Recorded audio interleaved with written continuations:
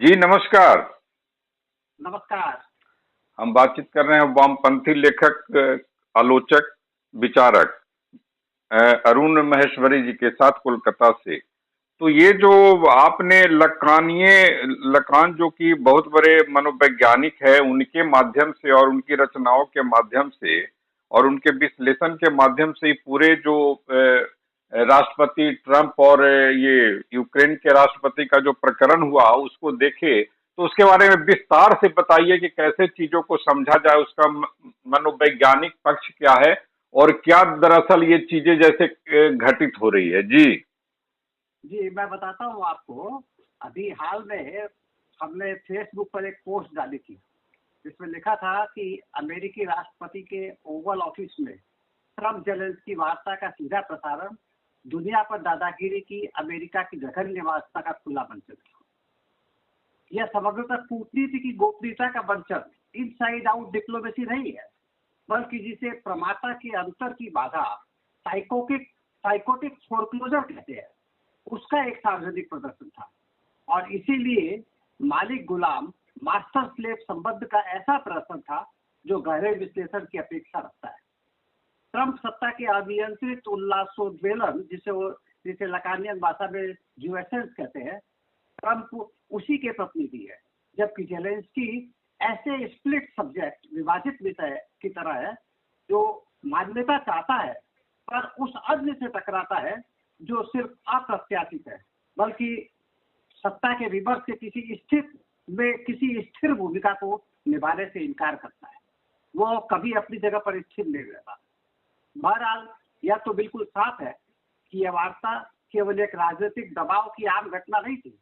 इस वार्ता का जो वीडियो सारी दुनिया में अभी चर्चा का विषय बना हुआ है, वो प्रसंग अब सिर्फ दो राष्ट्राध्यक्षों के बीच की वार्ता तक सीमित नहीं कहा जा सकता है। उसमें दो राष्ट्राध्यक्षों के अलावा अमेरिका के राष्ट्रपति जेडी वायन और वहां की उपस्थित अमेरिकी प्रेस ने अमेरिकी सत्ता की ओर से जो भूमिका अदा की, और अब इस प्रसंग पर यूरोप के तमाम देश और अनेक उदार बुद्धिजीवी जेलेंस्की के साथ जो एकजुटता जाहिर कर रहे हैं, उसके बाद यह पूरा विषय हमें सत्ता के उस चतुर्विवर्षीय स्वरूप का एक क्लासिक उदाहरण नजर आता है, जिसका एक पूरा ढांचा प्रसिद्ध मनोविश्लेषक जैक लकान ने अपने मनोविश्लेषण की 4 मूलभूत अवधारणाओं, जो 1976 में उनका सेमिनार प्रकाशित हुआ था, उसमें उन्होंने किया था। लकान की इन 4 मूल अवधारणाओं में विवर्ष के 4 रूपों का जो एक पूरा ढांचा मिलता है, उसमें एक है मास्टर विवर्ष, डिस्कोर्स ऑफ मास्टर, जिसको कहते हैं सब्जेक्ट ऑफ सर्टेनिटी। वो हमेशा निश्चय के साथ अपनी बात कहता है। सत्ता विवर्ष में इस मास्टर सिग्निफायर S1 को सत्ता का स्रोत कहा गया है, जो सत्ता के सत्य को नियंत्रित करता है, जिसको सत्ता का सत्य S2 है, जिस पर वो छाया रहता है।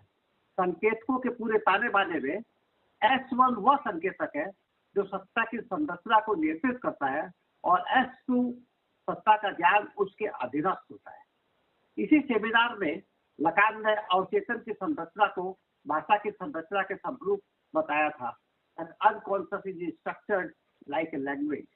जैसे प्रसिद्ध स्वीडिश भाषा शास्त्री फर्डिनांड सोश्योर के भाषा के संरचनावादी सिद्धांत में संकेतक कैपिटल एस और संकेती स्मॉल एस, ये संकेतक सिग्निफायर हमेशा संकेतित सिग्निफाइड के ऊपर एक फासले से छाया रहता है। इसी तर्ज पर सत्ता विमर्श में मास्टर सिग्निफायर S1 सत्ता के सत्य पर जरा से फासले पर टिका होता है। S upon S, signifier over signified के बीच यह जो दंडानुमा एक बीच में फासला होता है, वही भाषा में किसी स्थायी अर्थ की कोई गारंटी नहीं करने देता है।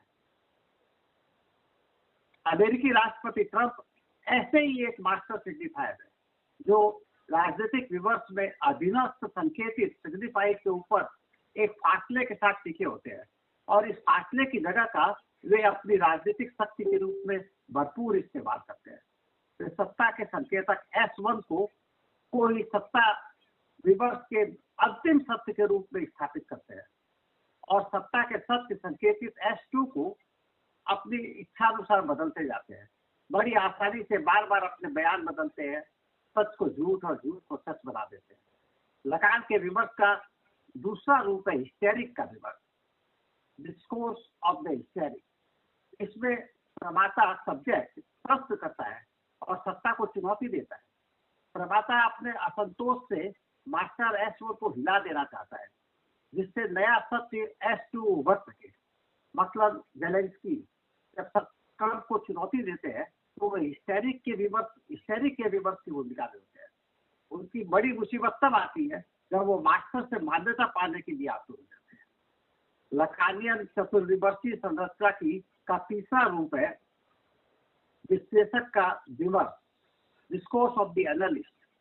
इसमें प्रमाता अर्थात विश्लेषक ऑब्जेक्ट ए, जिसे ऑब्जेक्ट सर्किट ए भी कहते हैं, अर्थात वो अविकसित वस्तु जिसको कभी हासिल नहीं किया जाता, किंतु प्रमाता हमेशा उसके पीछे लगा रहता है, उसके विश्लेषक उसके रूप में काम करता है। लकान खुद जब विश्लेषण के जरिए प्रमाता के लक्षणों को डिकोड करते तब वे इस विमर्श का ही प्रयोग कर रहे होते थे, डिस्कोर्स ऑफ द एनालिस्ट। विश्लेषक मास्टर के संकेतक को अस्थिर करता है। ट्रंप जेलेंस्की प्रसंग में अभी यह भूमिका यूरोपीय यूनियन के तमाम देश निभा रहे हैं। आज दुनिया के अनेक पत्रकार आदि भी ट्रंप की खुली आलोचना से वही काम कर रहे हैं। आप देख सकते हैं टेलीग्राफ के 2 मार्च के अंक में मुकुल केशवन का लेख है, रूड अवेकनिंग। वे जेलेंस्की से एकजुटता जाहिर करके ये तमाम पत्रकार ट्रंप के संकेतकों को अस्थिर करना चाहते हैं। और चौथा विमर्श जो इस चतुर्विमर्शीय पूरे ढांचे का अंग है वह है विश्वविद्यालय विमर्श, discourse of university.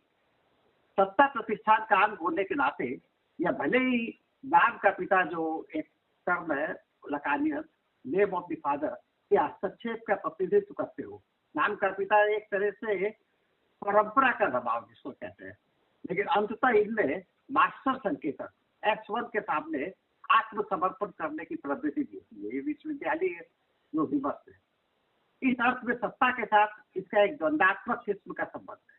Trump Zelensky प्रसंग में अमेरिकी उपराष्ट्रपति और प्रेस की भूमिका में यह साफ दिखता है, जहां वे सवाल पूछने के बजाय सत्ता संरचना को अस्थिर करने के बजाय वे जेलेंस्की को और दबाने का काम करते हैं। लेकिन अमेरिकन एकेडेमिया अभी इस विमर्श में पूरी तरह से नहीं उतरा है।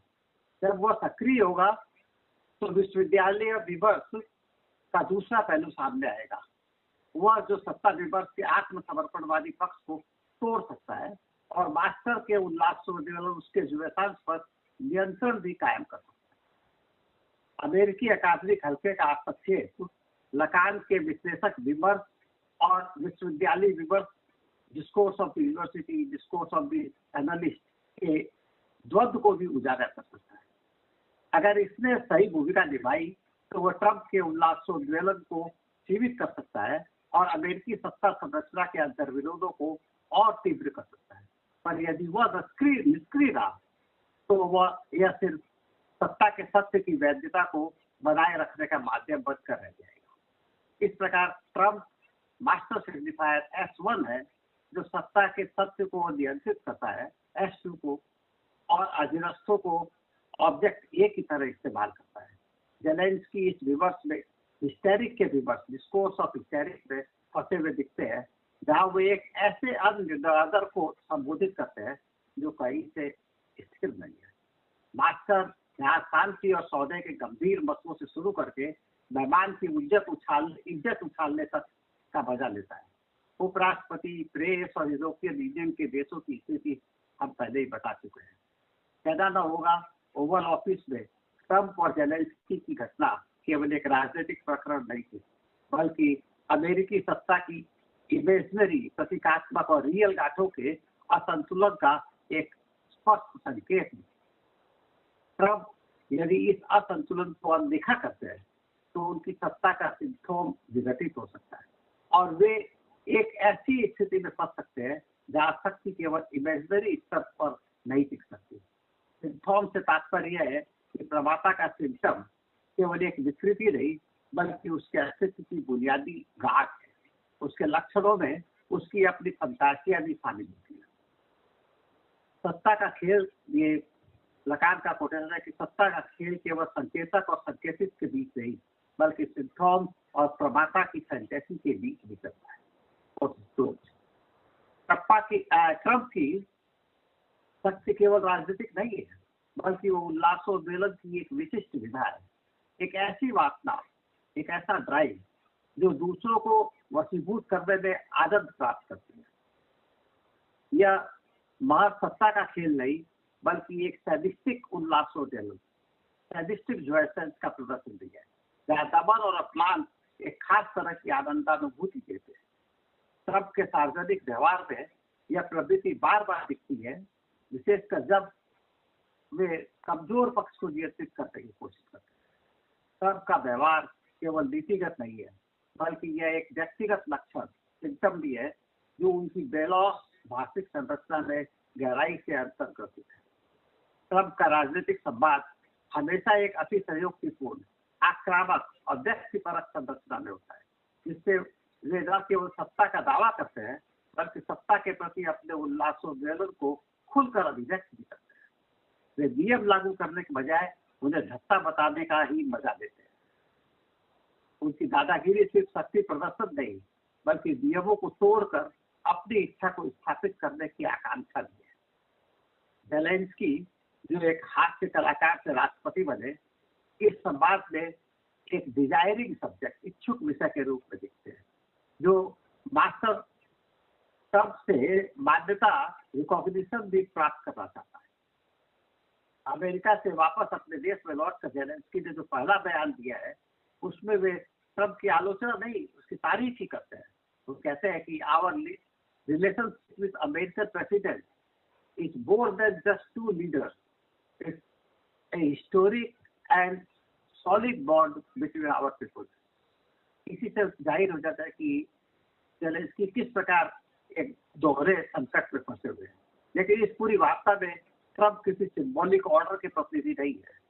वे कोई अपना परंपरा, किसी प्रकार के राजनीतिक आदर्शों वगैरह का रिप्रेजेंट नहीं करते हैं, बल्कि वे एक रियल का अवतार है, एक ऐसी सत्ता का स्वरूप जो अपने भीतर किसी स्थिर नियम को नहीं मानती, बल्कि केवल शक्ति संबंधों की भाषा में ही काम करती है। ऐसे में जब विचार का जो सवाल सबसे महत्वपूर्ण हो जाता है, वह यह कि आखिर ट्रंप कितनी दूर तक अपनी इस मनमानी पर टिके रह सकते हैं।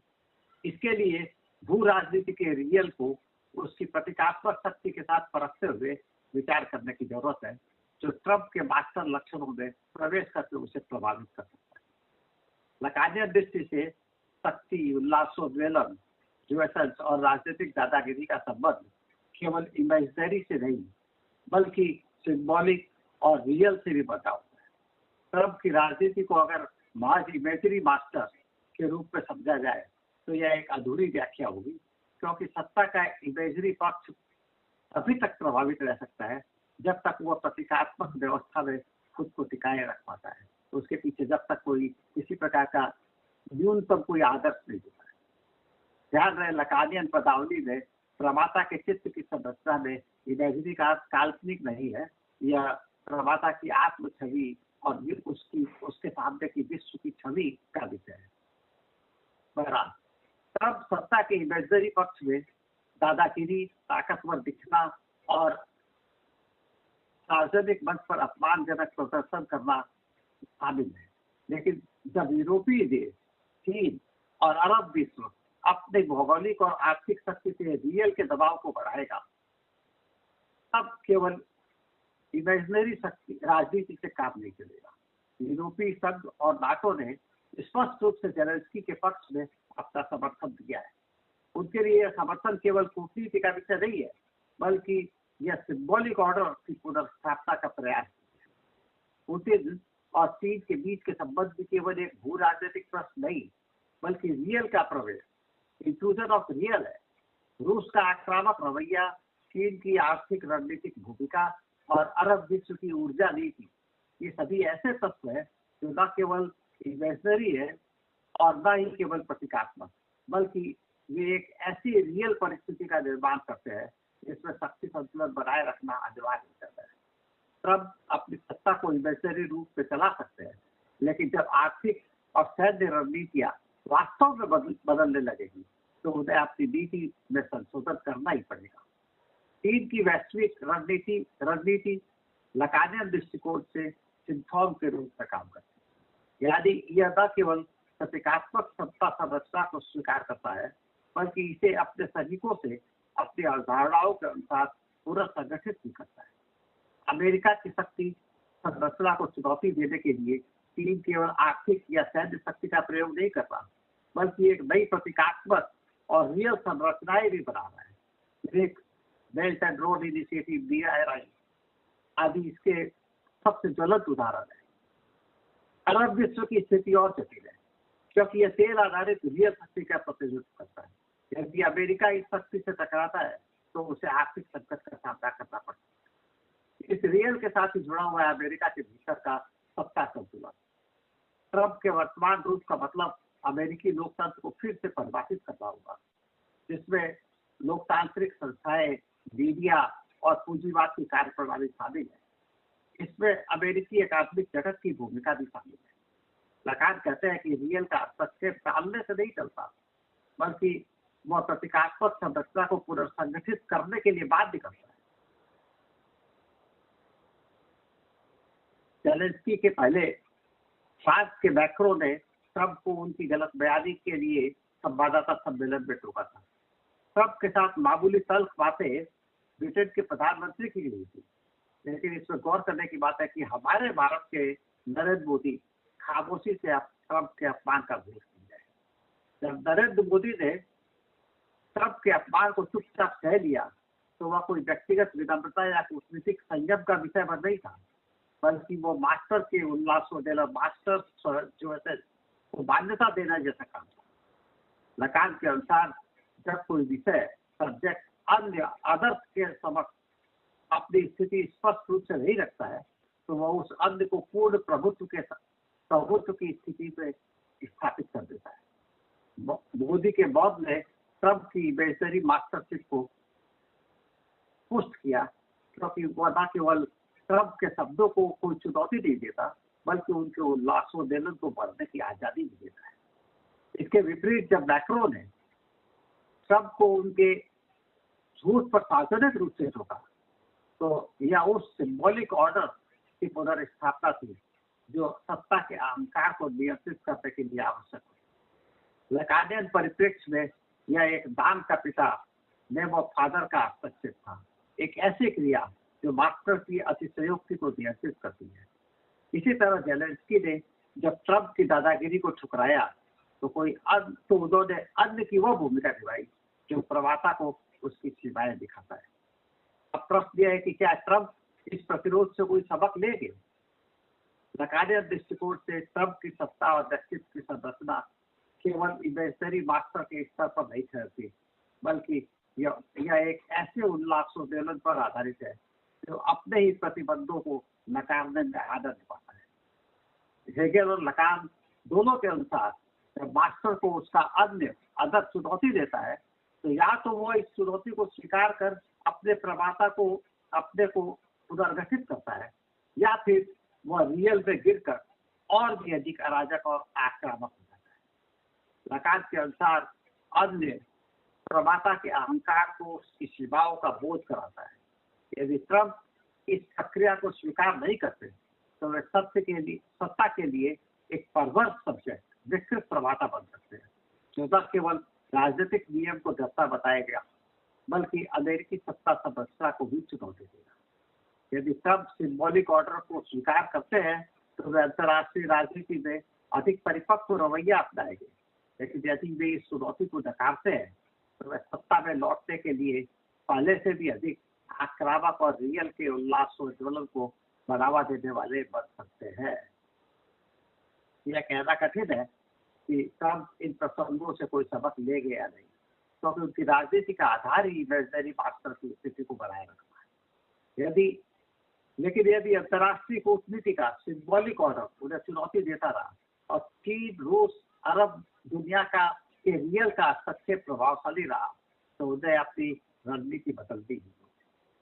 लकानियन दृष्टिकोण से यदि अन्य अपनी भूमिका ठीक से निभाता है तो प्रवाता की पुनर्रचना संभव होती है, लेकिन यदि मोदी जैसे नेता सत्ता के इस सैनिस्टिक जीवसेंस को बहुत स्वीकृति देते हैं तो ट्रंप के उल्लास स्वजनल की जिद बनी रहेगी और ट्रंप पहले से भी अधिक आक्रामक रूप में सामने आएंगे। एक सवाल है कि हाँ। एक सवाल है, आखिरी सवाल, हाँ। कि आपको एक सप्ताह जो घटित होने माने भविष्य में जो होगा, हाँ। उसको आप लकानीय मनोवैज्ञानिक पद्धति से किस रूप में देख रहे हैं? एक सप्ताह का, हम लोग तो बाद में बात करते रहेंगे, एक सप्ताह का समय। असल में लकान की सबसे बड़ी, लकानियन विश्लेषण की सबसे बड़ी खूबी यही है कि चीजों को गतिशील रूप में देखना, कभी भी कोई एक राय दे देना, ये लकानियन पद्धति नहीं है। इसीलिए लकान कहते भी है कि मैं किसी को समझाने के लिए अपनी बात नहीं कहता हूँ, मैं उससे अस्थिर करने के लिए, वो जिस जिद पर अड़ा हुआ है उस जिद को उससे वहां से उसको हटाने के लिए अपनी बात को कहता हूँ। तो ये जो चीजों को गतिशील रूप में देखना, ये वही जो है वही लक्षणों को पढ़ने की शक्ति देता है, आपके पास वो टूल्स देता है जिससे आप अपना ये बदलते हुए जो सरल सिचुएशन जो परिस्थिति है उसको आप अपना पकड़ सकते हैं। यही और यही लकान की दृष्टि से या लकान के विश्लेषणात्मक जो उनकी जो अवधारणा है, उसमें ट्रंप और जेलेंस्की में अभी आगे कौन है आपकी नजर में? आखिरी सवाल। अभी तो ये इसीलिए फ्लूइड सिचुएशन है, इस पर कोई राय नहीं दे सकती। आगे भी क्या होगा इस पूरे विश्लेषण में भी यही है, इसमें सारी वो संभावनाएं बताई गई है कि रियल जो है जिसका इंट्रूजन होगा वो उसका क्या स्वरूप होता है। ये उससे निर्भर करेगा कि लकान किस तरीके से कितना अपने को बदलते हैं, कितना नहीं बदलते हैं, कितना और आक्रामक हो जाते हैं। तो आपने समय निकाला उसके लिए बहुत बहुत आभार। नमस्कार। चलिए, बहुत धन्यवाद, बहुत धन्यवाद।